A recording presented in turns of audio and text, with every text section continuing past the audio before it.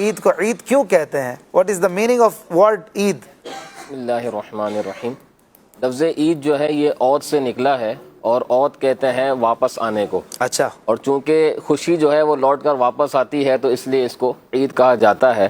اور کفار مکہ میلے جو ہے وہ لگایا کرتے تھے، تو اس میں وہ خوشی کیا کرتے تھے، سالانہ ان کے یہ ایونٹس ہوا کرتے تھے۔ تو صحابہ کرام نے نبی کریم صلی اللہ علیہ وسلم سے اس کے متعلق پوچھا، تو آپ صلی اللہ علیہ وسلم نے وحی کا انتظار فرمایا، اور پھر اللہ تبارک و تعالیٰ نے یہ 2 عیدیں مسلمانوں کو عطا فرمائی۔ تو اس پر خوشی کرنے کا جو ہے حکم دیا گیا، خوشی کو ظاہر کرنے کا حکم دیا گیا۔ تو یہ اللہ تبارک و تعالیٰ کی طرف سے مومنوں کے لیے انعام ہے، تو اس لیے اس کو عید کہا جاتا ہے کہ خوشی جو ہے وہ واپس لوٹ کر آتی ہے، اس لیے اس کو عید کہتے ہیں۔ اچھا، عید عود سے ہے۔ عود سے ہے۔ ٹھیک ہے، قرآن پاک میں بھی اس کا ذکر ہے کیا؟ ویسے تو یعنی عید الفطر کا بظاہر ذکر ہمیں تو نہیں ملتا، ویسے نہیں، لیکن عید کا ذکر تو ہے، ایک عید ہے۔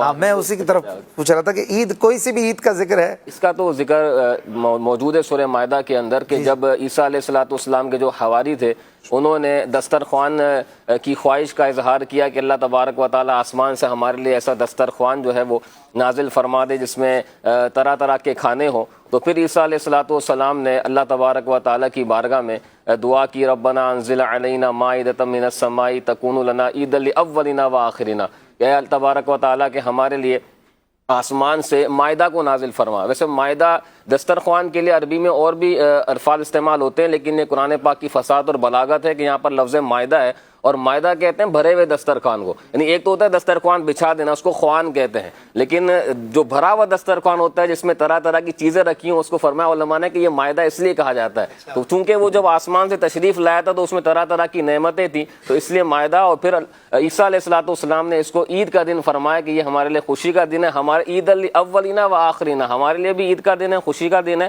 اور بعد والوں کے لیے بھی یہ خوشی کا دن ہوگا۔